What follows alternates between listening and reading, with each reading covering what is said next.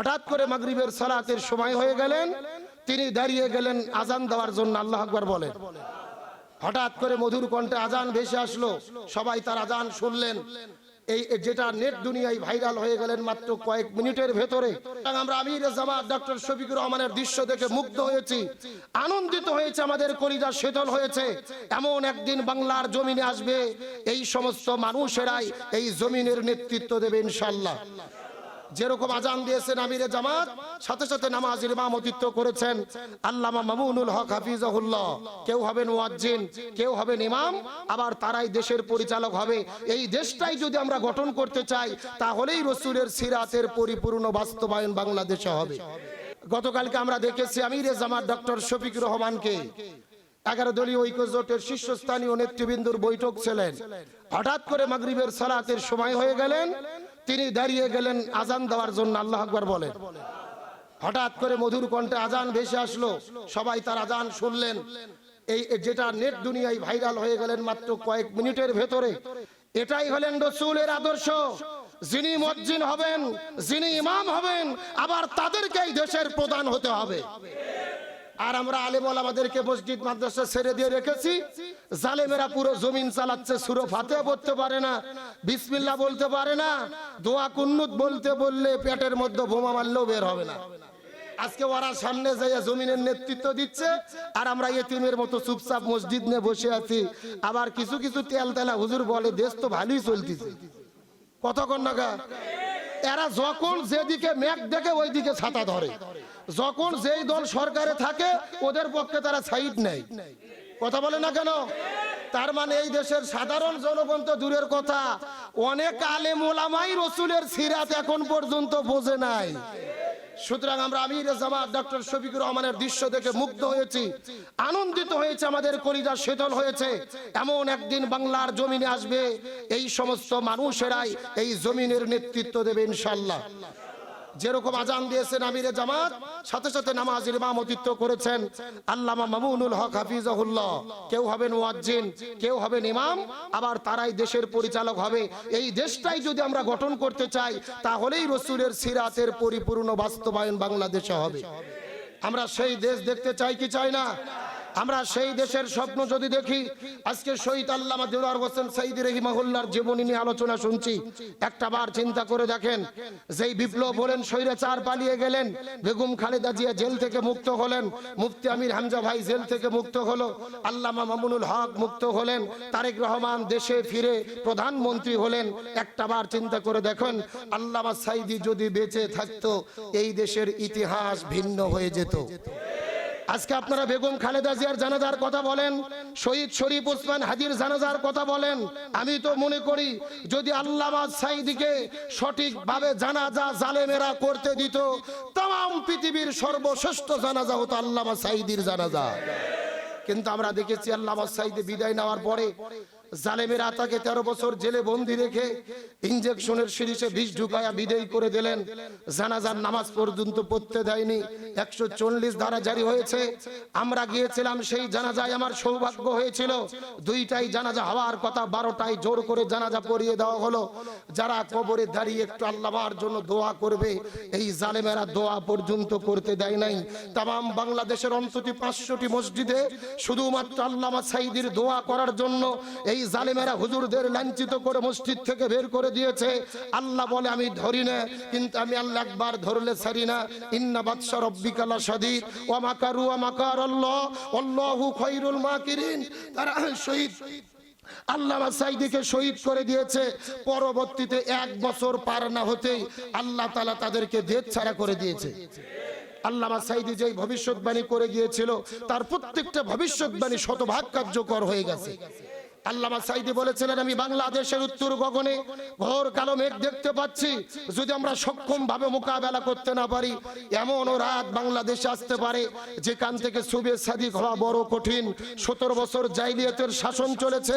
আল্লামা সাইদি বলেছিলেন, তোমরা আমাদেরকে বলো মৌলবাদী, আমরা আছি মূলে, তোমরা আসো আগায়। আমরা মূল থেকে এমন একটা ঝাঁকুনি দেব, তোমরা মামু বাড়ি দিল্লি পালাতে বাধ্য হবে। এখন বলেন তো, আল্লামা সাইদির ভবিষ্যৎবাণী সত্য হয়েছে নাকি হয় নাই? 100% কার্যকর হয়ে গেছেন তার প্রতিটি কথা। কিন্তু আমি আপনাদেরকে সর্বশেষ যে আবেদন করতে চাই, আমরা আল্লামা সাঈদীকে ভালোবাসি, মহব্বত করি, তার কথা শোনার পরে চোখ দিয়ে পানি ঝরে ফেলে দেই, তার জন্য কান্না করি। কিন্তু আল্লামা সাঈদীর জন্য শুধু কান্না করলে হবে না। শহীদ আল্লামা সাঈদী সারা জীবন দুইটা স্বপ্ন দেখেছেন। প্রথম নম্বর স্বপ্ন ছিল, আল্লাহ আপনি আমাকে শহীদ হিসেবে কবুল করবেন। আমরা বিশ্বাস করি তাকে যেভাবে বিদায় করা হয়েছে আল্লাহ তাকে শহীদের মর্যাদা দেবেন ইনশাআল্লাহ। আর 2 নম্বর তিনি স্বপ্ন দেখতেন, আল্লাহ আমার মৃত্যুর আগে একটা দিনের জন্য হলেও এই বাংলাদেশটা কোরআনের রাষ্ট্র হয়েছে এটা দেখার মতো তৌফিক দান করুন। এখন আমি আপনাদের জিজ্ঞেস করতে চাই, আল্লামা সাঈদী বিদায় নিয়ে চলে গেছেন, এই বাংলাদেশে কি কোরআনের রাষ্ট্র কায়েম হয়েছে? জোরে বলেন, কায়েম হয়েছে? সুতরাং আল্লামা সাঈদীর ভালোবাসা শুধু মুখে মুখে নয়, শুধু চোখে কান্না নয়, প্রকৃতপক্ষে যদি আল্লামা সাঈদীর ভক্ত হয়ে থাকি, আল্লামা সাঈদীর স্বপ্ন পূরণের জন্য এই বাংলার জমিনে ইসলামী রাষ্ট্র কায়েমের জন্য ইসলামী আন্দোলনের কর্মী হয়ে এই জমিনে কোরআন বিজয়ের শপথ নিতে হবে। রাজি আছি আমরা? কারা কারা রাজি? হাত তোলেন তো দেখি। লিল্লাহি তাকবীর। আমরা লক্ষ্য করছি এখানে লিখে দেওয়া আছে সিরাতুন নবী সাল্লাল্লাহু আলাইহি ওয়াসাল্লাম এবং আল্লামা সাঈদী রাহিমাহুল্লাহর দোয়া মাহফিল। আসলে রসুলের সিরাত এবং আল্লামা সাঈদীর জীবনী ওতপ্রোতভাবে জড়িত। যদি আমরা আল্লামা সাঈদীর জীবনী নিয়ে গবেষণা করি, তার যে সফল হওয়ার পিছনের গল্প, পাশাপাশি তিনি বিদায় নেওয়ার পরে বর্তমান পর্যন্ত আমরা তাকে স্মরণ করেছি, এর একমাত্র মূল কারণ তিনি রসুলের সিরাতকে পূর্ণাঙ্গভাবে ধারণ করে এই জমিনে বাস্তবায়ন করার আন্দোলন করেছিলেন। আল্লাহ সুবহানাহু ওয়া তাআলা পবিত্র কোরআনুল কারীমের মধ্যে বলেন, লাকাদ কানা লাকুম ফি রাসূলিল্লাহি উসওয়াতুন হাসানাহ, আমি তোমাদের জন্য রেখেছি রসুলের মধ্যে উত্তম আদর্শ। এই পৃথিবীতে যদি কেউ শ্রেষ্ঠ বাবা হতে চায় তাকে নবীর তরিকায় হতে হবে, যদি কেউ শ্রেষ্ঠ ব্যবসায়ী হতে চায় নবীর পদ্ধতিতে হতে হবে, যদি কেউ শ্রেষ্ঠ শিক্ষক হতে চায় নবীর তরিকায় হতে হবে, আবার পাশাপাশি যদি কেউ শ্রেষ্ঠ রাষ্ট্রপতি হতে চায় সেটাও নবীর তরিকায় হতে। কিন্তু আমাদের সমস্যা হলো আমরা রসুলের মহব্বত করি, আমরা নবীর তরিকায় নামাজ পড়তে চাই, নবীর তরিকায় রোজা রাখতে চাই, নবীর তরিকায় হজ করতে চাই, নবীর তরিকায় মাথায় টুপি দিতে চাই, নবীর তরিকায় মুখে দাড়ি রাখতে চাই, কিন্তু নবীর তরিকায় সমাজ পরিচালনা করতে চাই না। আর সেটা প্রমাণ করেছেন কোরআনের পাখি শহীদ আল্লামা দিলওয়ার হোসেন সাঈদী রাহিমাহুল্লাহ। তিনি যেই রকম শতাব্দীর শ্রেষ্ঠ মুফাসসির ছিলেন, তাফসীর মাহফিলে বক্তব্য দিয়েছেন, নামাজের ইমামতিত্ব করেছেন, আবার সংসদ ভবনে গিয়েও এমপি হয়ে তিনি জনগণের প্রতিনিধিত্ব করেছেন। এটাই রসুলের আদর্শ। রসুল আরবি সাল্লাল্লাহু আলাইহি ওয়াসাল্লাম যেরকম মসজিদুন নববীর ইমাম ছিলেন, আবার একই রকম ভাবে তিনি মদিনা নামক রাষ্ট্রেরও রাষ্ট্রপতি।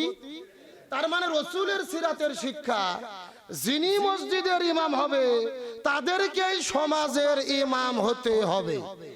কিন্তু আজকে আমরা বাংলাদেশে সেটাকে ভাগ করে ফেলেছি। আমরা আলেমদেরকে ভাগ করে দিয়েছি, তারা মসজিদে নামাজ পড়াবে, মাদ্রাসাতে বুখারী পড়াবে, পীরের খানকার যে জিকির করবে, বিয়ের দিনে বিয়ে, মানুষ মরে গেলে জানাজা, 7 দিনে গরু জব, 40 দিনে হালুয়া রুটি, এর বাইরে আর হুজুরদের কোনো দায়িত্ব নাই। ঠিক আছে, আসতে বললেন কেন? এ সবাই জোরে বলেন তো ঠিক। আমরা বাংলাদেশের আলেম ওলামা, মসজিদ, মাদ্রাসা, পীরের খানকা ভাগ করে বাটে নিয়ে বসে আছি, আর এই সুযোগে জালেমেরা পুরো জমিন দখল করেছে। কত শোধনায় আল্লাহ সুবহানাহু ওয়া তাআলা মানুষ সৃষ্টি করার আগে সর্বপ্রথম বলেছিলেন, ওয়াইজ ক্বালা রাব্বুকা লিল মালাইকাতি ইন্নী জাইলুন ফিল আরদি খলিফা।